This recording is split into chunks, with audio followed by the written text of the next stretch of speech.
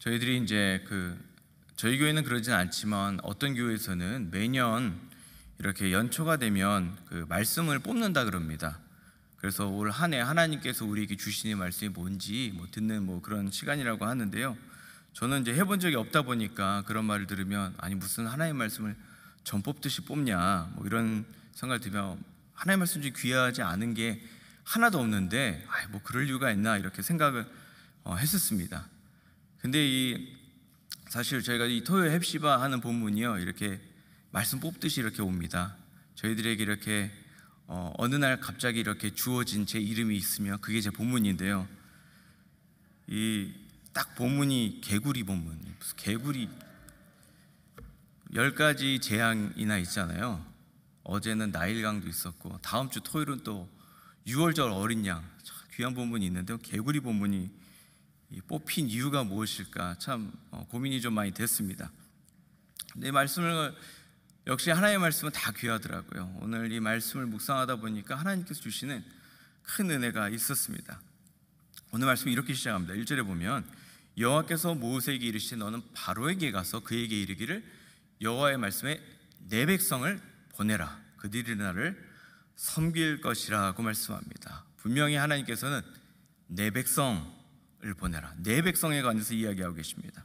하나님의 자녀인 이스라엘은 너 바로의 것이 아니라 지금 나의 백성이라는 것입니다. 소유권에 관해서 이야기를 하고 계시는 거죠. 사랑하는 성도 여러분, 우리는 하나님의 소유된 백성입니다. 아멘. 믿으시죠? 우리는 하나님의 백성입니다. 그 누구의 것도 아니에요. 그 말은 결국 뭐냐면 내 사랑하는 자녀들도요 내게 아닙니다. 내 마음대로 할 수 있는 게 아니에요. 내 배우자도 내게 아니에요. 이미 그건 알고 계시겠지만 내게 절대 될 수가 없습니다. 모든 게 다 하나님의 소유인 것이죠. 그런데 바로가 이것을 듣지를 않습니다.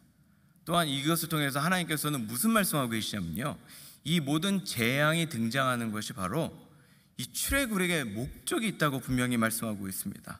지금 이 이스라엘 백성을 애굽으로부터 나가게 하려는 그 목적은요, 1절에 보면 그들이 나를 섬길 것이니라 라고 말씀하셨어요. 먼저 그들이 나를 섬기게 하고, 또 오늘 8절에 보면 그들이 제사를 드릴 것이니라 라고 이렇게 말씀을 하고 있습니다. 즉 하나님의 백성이 나가서 여호와를 섬기고 하나님께 제사를 드리기 위해서 지금 이 애굽으로부터 나가라는 겁니다. 이것이 바로 이 출애굽의 목적이고 바로 이 재앙이 등장하게 된 이유인 것입니다. 근데 바로가 이 말을 들을 이유가 없죠. 왜냐하면 바로에게 있어서 이스라엘은 뭡니까? 이 재산 아닙니까? 자산입니다. 노동력이죠. 필요에 따라 군인이 될 수도 있죠. 그 어마어마한 이집트의 그 문명을 누가 만들었습니까? 이 노예들이 만든 거 아닙니까? 이런 자산이 있는데 이것을 갖다가 가게 할 이유가 없는 것이죠. 그래서 이 생명의 근원이라 여겼던 그 나일강이 피로 변하는 그 첫 번째 재앙이 닥쳤고요. 그리고 이 두 번째 재앙을 보면 너희가 내 말을 듣지 않으면 2절에 보면 내가 개구리로 너의 온 땅을 치리라. 여기서 친다는 말 굉장히 강력한 단어거든요.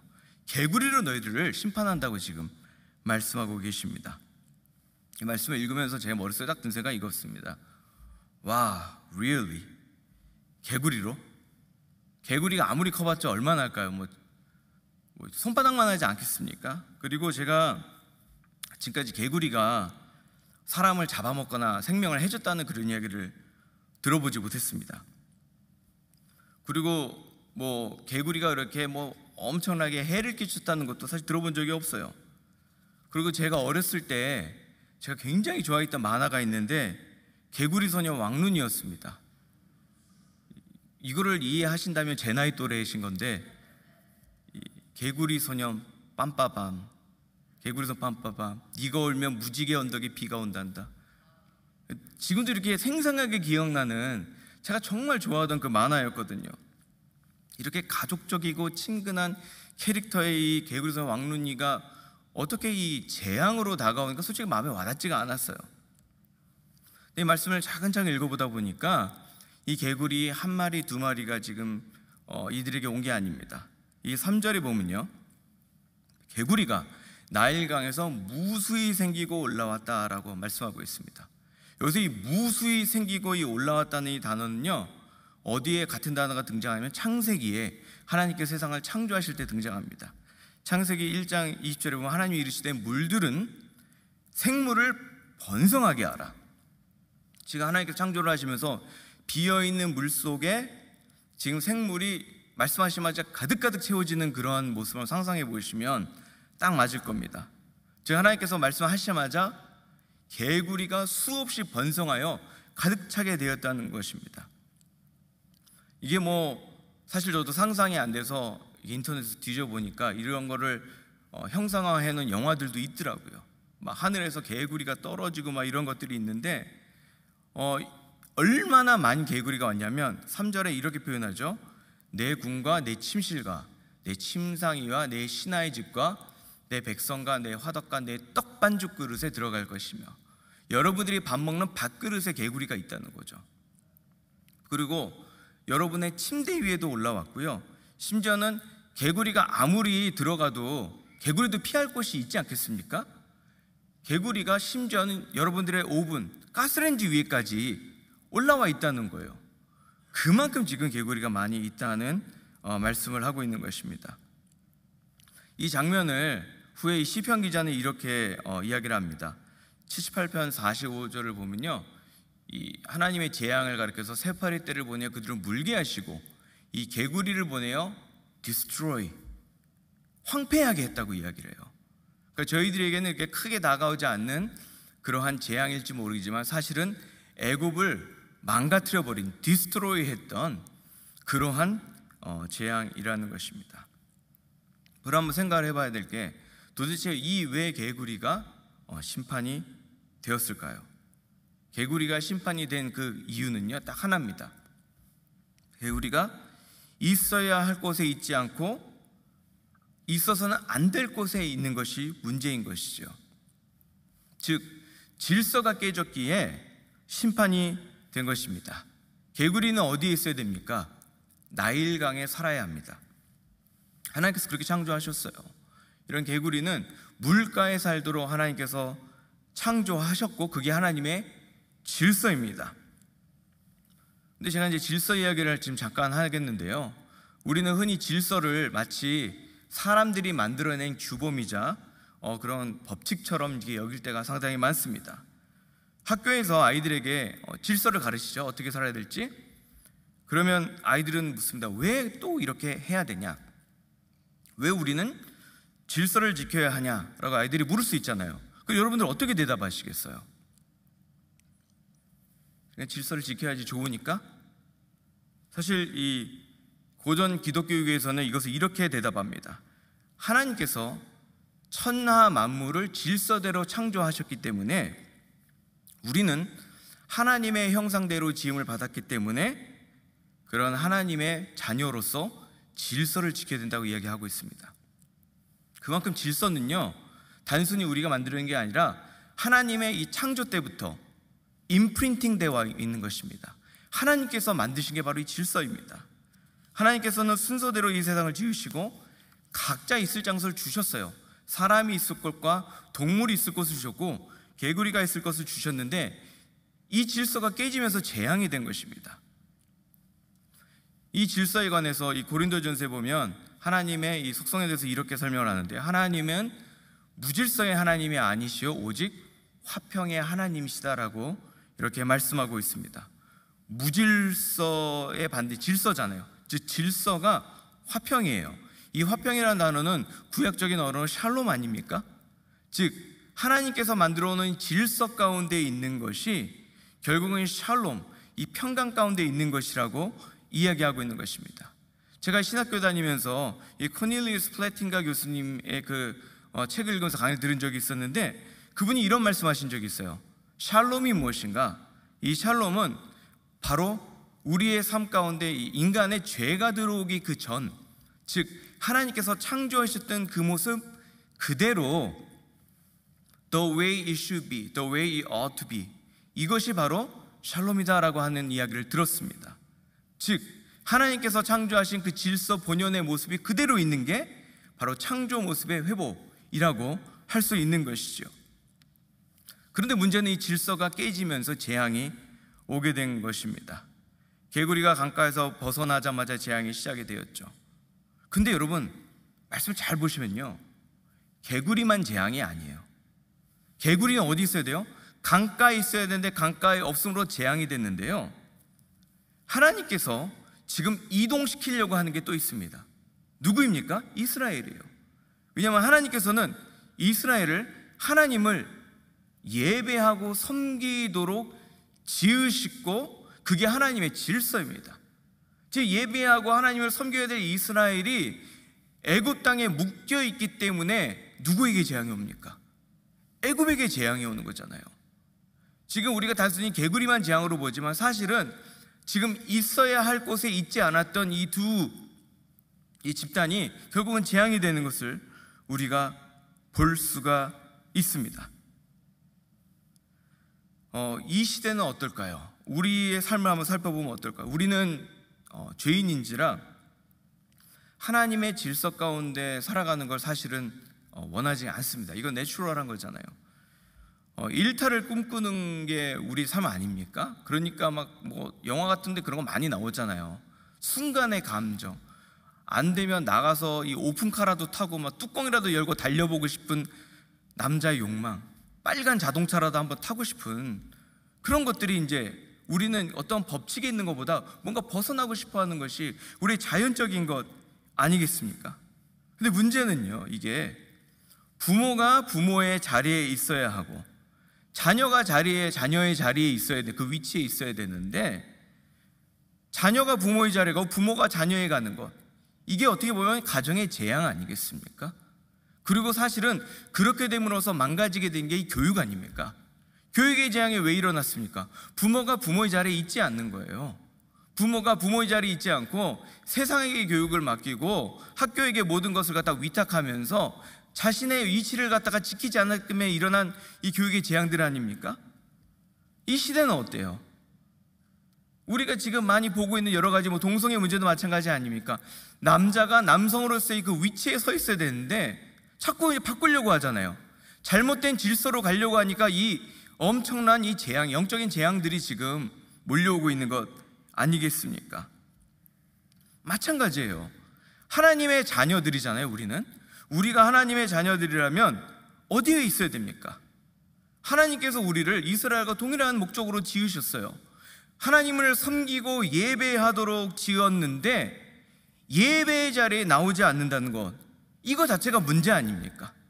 하나님께서 우리를 지으신 목적이 분명히 있는데, 우리를 지으심으로써 우리를 통하여 영광 받으심이 하나님의 그 지으신 목적인데, 지금 코로나가 거의 끝나가는 이 시점에도 건강하신 분들도 예배에 나오지 않는 이런 상황, 여러분 이거 심각하게 고민하셔야 돼요. 왜냐하면 이렇게 되다면 우리 스스로가 누군가에게 재앙이 될 수 있는 것이 분명합니다. 하나님께서 우리를 구원하신 것도요, 이 관점에서 살펴볼 수 있어요. 우리가 죄인이 되어 하나님을 떠나가 탕자처럼 살고 있는 우리들을 다시 이끌어서 하나님 품에 안겨주시는 것, 있어야 할 곳으로 가는 것이 구원 아닙니까? 그걸 위해서 우리를 갖다가 그 노력을 하고 데려가 주신 것이고요, 바로 잃어버린 자들을 위해서 찾아오시고 잃어버린 자들을 위해서 또 보내신 것이 우리 아니겠습니까? 이렇게 있어야 될 곳으로 가는 것이 하나님께서 분명히 우리들에게 원하시는 것입니다. 근데 문제는요, 우리들이에요. 왜냐하면 이 개구리 재앙에 몰려와도요, 이것을 그냥 즐기고 있습니다. 한번 생각해 보세요. 여러분을 둘러싼 이 수많은 개구리들, 지금 개구리들이 내 몸까지 기어오고 내 밥통까지 가는 이 개구리가 황금두꺼비라고 생각해 보세요. 싫으세요? 좋죠. 솔직하게 딱 그겁니다. 우리 저는 받아본 적이 없지만 가끔 보면 이게 집에 가면 이게 개구리가 다 이렇게 금으로 돼갖고 얹혀져 있는 집들이 있더라고요. 그거 왜 있는 겁니까? 이게 행운과 복을 준다고 이렇게 주는 거라고 들었어요. 돈복을 부른다 이런 거겠죠.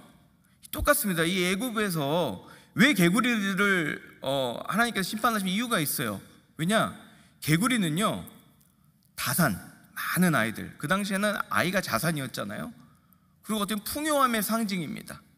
즉, 이 어떻게 보면 많은 사람들이 그렇게 숭상하고 나에게 복을 주고 나를 갖다 풍성하게 채워주고 나에게 복 달라고 빌던 그 개구리를 하나님께서 지금 사용하셔서 치신 거예요. 오늘 이 3절 말씀처럼 내 방과 내 침대와 밥그릇까지 이렇게 개구리가 가득 차 있다면요, 그리고 이러한 것이 우리 삶 가운데, 나의 생각 가운데, 나의 삶 가운데, 나의 모든 구석구석마다 각종 그냥 형용할 수 없는 생각과 욕심과 악으로 가득 차 있다면요, 여러분, 내 주변이 다 황금 두꺼비로 차 있다고 좋아할 게 아니에요. 여러분 주변은 재앙으로 차 있는 것입니다. 이 개구리의 특징이 뭐예요? 어디로 튈지 모르잖아요. 매일 이리 뛸지 저리 뛸지 모르는 그런 막 주식 바라보고 막 살아가고, 어떻게 컨트롤 해야 될지 모르는 개구리처럼 도저히 잡히지 않는 이 자식이 우상이 돼서 그것만 생각하며 그것만 붙들고 살아가다 보면요, 여러분, 이것들이 여러분들에게 재앙으로도 다가올 수 있는 것입니다. 지금 여러분들의 삶을 가득 채우고 있는 것이 무엇입니까? 지금 여러분들의 모든 생각을 점령하고 있는 게 뭐예요? 지금 내가 찬장을 열고 문을 열 때마다 보이는 그러한 가득 차 있는 것, 그게 뭡니까? 이 개구리 같은 것이 도대체 무엇입니까? 좋아 보이지만, 좋아했잖아요, 애국 사람들도요. 이것이 바로 우리들에게 재앙으로 다가올 수가 있습니다. 그럼 이제 우리가 해결에 관해서 이야기해 봐야 되죠. 어떻게 하면 이런 재앙으로부터 벗어날 수가 있을까? 간단합니다. Let my people go. 그렇죠? 내 백성으로 나오게 하라. 애굽을 떠나야 합니다. 근데 생각해 보면 애굽 같은 나라가 어디 있습니까? 당대 최고의 나라죠. 가장 부자의 나라죠. 권력의 상징이고요. 이거 완전히 누가 보더라도 아메리칸 드림처럼 누구나 꿈꾸던 그런 나라 아닙니까? 화려한 문명을 자랑하고 있던 그 나라인데, 아니 이 나라를 떠나야 된다는 건 사실은 이 떠나고 나서 이 출애굽한 이 이스라엘 백성들도 애굽을 그리워하잖아요. 나중에 다시 돌아가고 싶어하는 그 모습을 우리가 기억하지 않습니까? 그런데요, 애굽을 떠나야 되는 거예요. 그 애굽을 떠나면서 기억해야 됩니다. 내가 있어야 할 곳은 이 애굽이 아닙니다. 내가 있어야 될 것은 하나님께서 우리로 하여금 하나님을 섬기고 예배하라고 부르신 그 자리입니다. 그것이 우리가 가야 될 그 자리인 것입니다. 근데 우리는 자꾸만 애굽에 있길 원하죠. 솔직히 우리에게 애굽 같은 곳이 어디입니까? 저에게는 이 얼바인이 애굽 같은 곳이에요. 얼바인에 살다 보니까 어디 가는 게 두려워지더라고요. 근데 하나님께서 저를 부르실 때 아빈곤자 빈들에도 가겠다고 우리는 목회자가 되었는데도 불구하고 이 얼바인이 너무나 좋으니까 어디 가는 게 두려운 거예요. 이 얼바인을 따면 우리 아이들은 어떡할까? 이런 두려움이 내 안에 이렇게 있는 거 항상 느낍니다. 하지만 내가 가야 될 곳이 하나님을 섬기고 예배하는 곳이라면요, 그 어떤 좋은 곳이라도 우리는 내려놓고 가야 하는 것입니다. 애굽을 떠나야 해요. 애굽을 떠나야지만 이 재앙으로부터 벗어날 수가 있는 것입니다. 부모로서는 어떻습니까? 이 애굽의 이 화려하고 멋진 것들, 세상이 우리에게 주는 그 수많은 세상의 교육적인 방법들과 이 세상의 가치관들, 이것들 내려놔야 해요. 수많은 부모님들이 이 세상 가치가 내려놓고 세상의 이 교육적인 관습 내려놓고 하나님을 위한 교육으로 간다고 하면서도요, 내려놓지를 못해요. 제가 참 많은 학부모님들을 만나봤지만요, 내려놓을 수가 없습니다. 당장 지금 학교가 눈앞에 있고 당장 진학이 앞에 있으면요, 이러한 것들이 보이지가 않아요. 이게 현실입니다. 그럼에도 불구하고 하나님께서 분명히 우리에게 말씀하시는 것은요, 내려놓고 떠나야 한다는 것을 우리에게 분명히 말씀하고 있습니다. 저도 목회자이기 때문에 나야 사실 갖고 있을 애굽도 별로 없고 라는 이제 생각을 사실 많이 하거든요. 나랑은 조금 관계가 없지 않을까? 이런 생각도 솔직히 들 때가 많아요. 근데 어제 이제 설교 준비를 하는데 이제 저희 어머니가 이제 문자를 보내주셨더라고요. 어떻게 아셨는지 모르겠지만 문자가 딱 그거예요. 설교 잘하려고 하지 말라고. 이게 아들에게 할 소리는 아니잖아요. 설교 준비하고 있는 아들이. 설교 잘 하려고 하지 말고 말씀에 충실해라, 이렇게 보내주시면서 저도 이제 염려가 되고 이러니까 오직 기도와 간구로 하나님께 아뢰라. 이게 지금 제 마음에 탁 와닿는 거예요. 왜냐면 저도 모르게 사실 이 개구리 본문 보고 왜 제가 실망했겠습니까? 이거 완전히 쪽박졌다는 생각밖에 안 드는 거예요, 저에게는. 이게 뭔가 이렇게 좀 한 두세 달 만에 이렇게 서는데 조금 이렇게 말씀을 좀 잘 전하고 싶은 내 안에 나도 모르게 스물스물 올라오는, 나도 모르는 그런 마음들이 있는 것이 막 보이는 것입니다. 사실 그러다 보니까요, 이 개구리를 생각하면서 개구리 얼마나 묵상했는지 개구리에 관련된 재밌는 이야기들을 제가 엄청 찾았어요. 담임 목사께 여쭤보니까 뭐 청개구리 말씀하셔서 그것도 막 찾아가지고 새벽에 여러분들을 빵빵 터지게 하고 졸렸다가 눈이 번쩍 뜨게 할 그런 수많은 이야기들을 제가 찾아놨는데, 이거 제 스스로의 이렇게 정말 이 애굽으로 들어가는 것 같고 개구리에게 둘러싸이는 것 같은 나의 모습을 보니까요, 다 지우게 되더라고요. 막 지우니까 남는 게 하나도 없는 겁니다. 그래서 지금 설교 끝내야 돼요. 지금 정말 이 나도 모르게 내 안에 있는 이러한 욕망과 이러한 간절함들이 분명히 있는 것을 보게 됩니다. 이게 우리들의 삶이에요. 거룩하게 사는 것 같지만 그 뒤에는 나도 모르는 이 애굽을 사모하고 나도 모르게 세상의 가치관을 따라가고 나도 모르게 세상이 좋다는 것들을 그냥 붙들고 내려놓지를 못해요. 뭐가 좋은지는 알죠. 어느 방향으로 가야 될지 알지만 내려놓지를 못해요. 떠나야 되는 걸 알면에도 불구하고 떠나질 못해요. 그냥 애굽이셨사오니 당연히 떠나야 되는 걸 알면서도 떠나지 못하는 그러한 삶인 것입니다. 그리고 두 번째로 우리가 이 재앙으로 벗어나야 될 것은 뭐냐면요, 있어야 할 곳으로 가야 합니다. 섬김의 자리, 예배의 자리, 하나님의 백성으로서 살아야 될 그 자리로 가야 해요. 아버지는 아버지의 자리로 가야 되고 어머니는 어머니의 자리로, 아내는 아내의 자리로 가야 돼요. 성도는 성도의 자리로 가야 하고 목사는 목사의 자리로 가야 합니다. 이게 하나님께서 우리에게 주신 사명이에요. 창조 때 하나님께서 우리에게 주셨던 그 창조의 모습인 것이고 하나님의 질서이고 하나님의 샬롬인 것입니다. 근데 이렇게 안 해요. 이렇게 안 하면 어떤 일이 일어납니까? 오늘 말씀에 이렇게 안 하면 일어났던 일이 14절에 나오죠. 무더기로 쌓이니 땅에서 악취가 나더라. 악취가 났다고 합니다.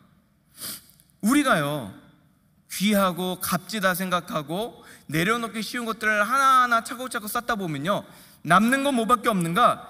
악취만 나는 거예요. 썩는 겁니다. 아니 세상 교육 그거 수없이 쌓아도요, 그렇게 졸업장들 그냥 수도 없이 쌓고 세상의 스펙들 수도 없이 쌓아도요, 무슨 소용이 있습니까? 썩어버립니다. 악취가 나는 거예요. 돈을 쌓아도요, 결국은 돈도 부패되는 거 아닙니까? 이 모든 것들은요, 악취가 나고 썩을 수밖에 없습니다. 또 생각해 보세요. 교회에서 악취가 난다? 무슨 말입니까? 직분자들이 직분자들의 위치에 있지 아니하고 다른 것들을 쌓고 있는 거잖아요. 목회자가 목회자가 있어야 될 위치에 아니하고 다른 것들을 쌓고 있기 때문에 악취가 날 수밖에 없는 거고요. 가정에서 악취가 난다는 건 무슨 말입니까? 남편과 아내와 자녀들이 각자의 위치에서 하나님 주신 사명을 갖고 살아가는 게 아니라 자꾸 다른 가치관과 다른 것들을 쌓고 있으니까 자꾸만 돈을 쌓으려고 하고 재산을 쌓으려고 하고 학력을 쌓으려고 하고 명예를 쌓으려고 하다 보니까 썩기 시작하는 거 아닙니까? 가정에 왜 힘드냐고요? 하나님이 원하시는 거 안 하기 때문에 썩기 시작하기 때문에 힘든 거 아닙니까? 그렇게 잘 믿는 성도들인데 왜 악취가 나요? 그리스도의 십자가 안에 있으면요, 예수님께서 우리를 그 피로 씻어주시는 그 은혜를 경험하는데 그리스도 안에 있지 아니하니까 예수님을 믿는다고 하면서도 썩어버리는 거고 예수님의 자녀라고 하면서도 악취가 나는 거 아니겠습니까?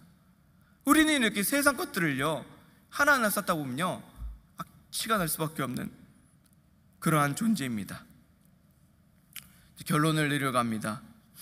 하나님께서는 이 10가지 재앙을 통해서요, 내 백성을 보내라 고 말씀하시며 섬김과 예배의 자리로 부르셨습니다.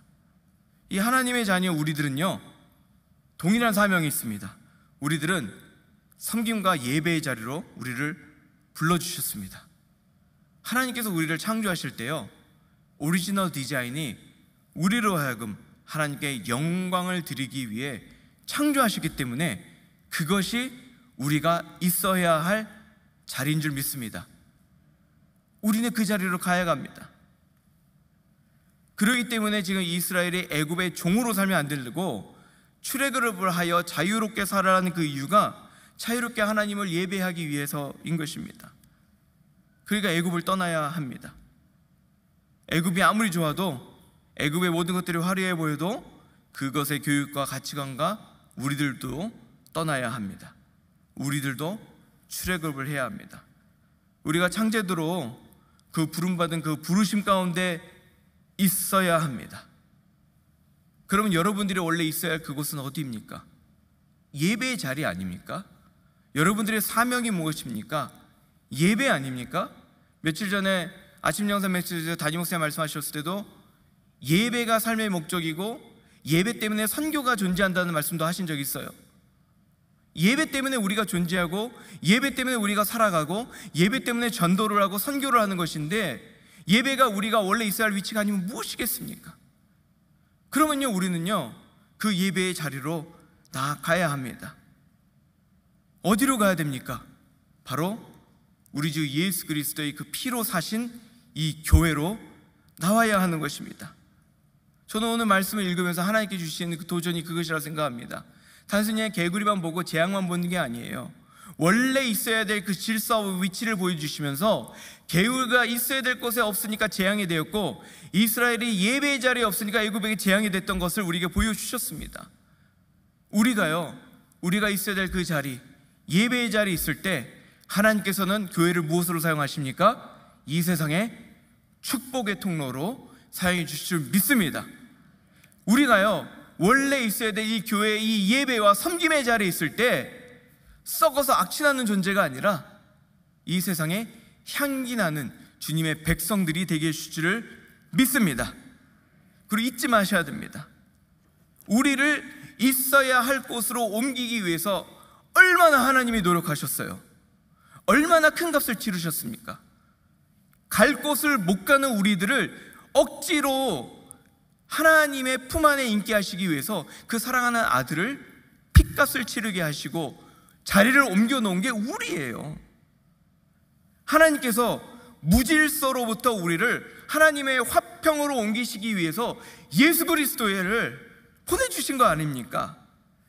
우리가 썩어서 악취나는 삶인데 그 썩은 우리의 삶을 그리스도의 피로 씻어주시기 위해서 그 아들을 십자가에 달리신 거 아닙니까? 이거 잊으시면 안 됩니다. 여러분들이 지금 교회에 나와 있고요, 여러분들이 지금 섬김과 예배제로 나와는 이 모든 것들, 내가 있어야 될 이곳에 있는 이 모든 것들은요 피로 씻어주는 우리 예수 그리스도의 사랑과 은혜가 있음을 꼭 기억하시기 바랍니다. 그리고 이 개구리의 재앙 같은 이 어마어마한 재앙들을 우리 그리스도께서 다 받아주셔서 지금 우리는 마음껏 그 창조의 그 모습으로 하나님을 예배하고 섬길 수 있음을 믿습니다. 이 마음 가시고 살아가시는 우리 성도님들 되시길 바랍니다. 우리 함께 찬양하면 좋겠는데요, 이 말씀을 보면서 정말 내가 있어야 될 곳이 어디입니까? 그리스도의 피로 사신 이 교회이고 예배의 자리 아닙니까? 그리고 이 교회가 우리가 이 사명을 다할 때 정말 하나님께서 놀라운 일들을 사용하시는 것을 우리가 봅니다. 그래서 우리 함께 이 찬양하면 좋겠습니다. 우리를 사용하셔서 우리에게 소원이 하나 있네, 우리가 찬양하고 또 기도하도록 하겠습니다. 우리에게 소원이, 우리에겐 소원이 하나 있네, 주님 다시 오실 그날까지 우리 가슴에 새긴 주의 십자가 사랑, 나의 교회를 사랑케 하네. 주의 교회를 향한 우리 마음, 희생과 포기와 가난과 고난, 하물며 주조차 우릴 막을 수 없네. 우리 교회는 이 땅의 희망,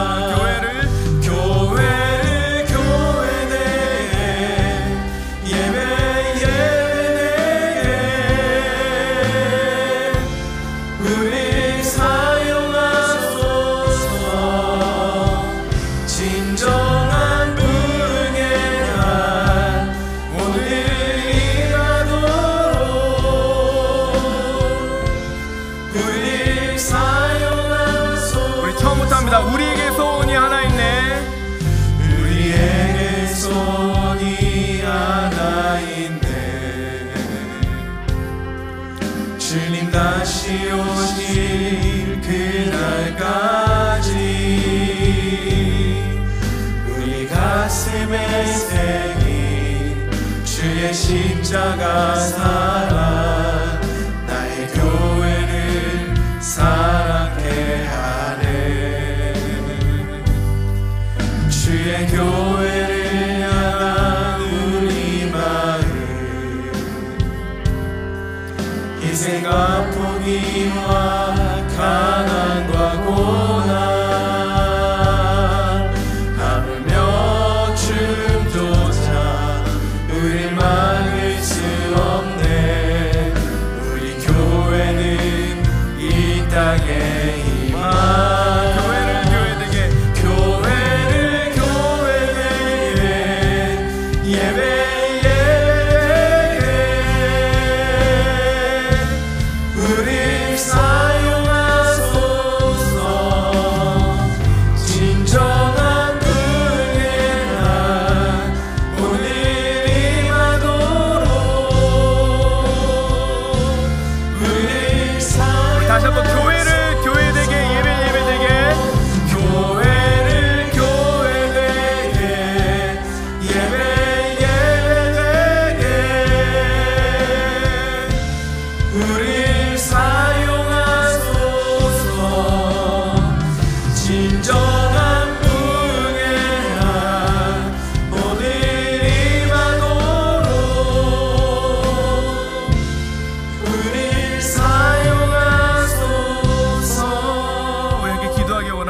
우리 특별히 온 주신 말씀을 가지고 기도하겠는데요,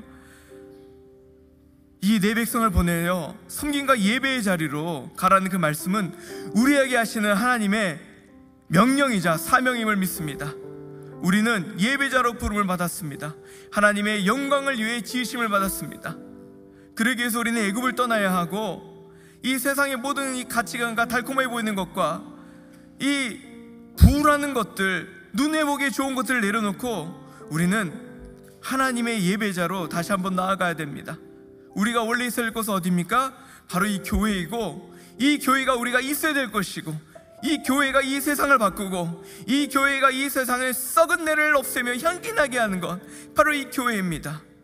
지금 우리를 이 교회에 있게 해주신 그리스도의 십자가 사랑에 감사하며 오늘 주신 그 사명 다시 한번 우리가 마음에 품며 이 시간 함께 한 목소리로 우리 주여 한번 부르기도 하겠습니다.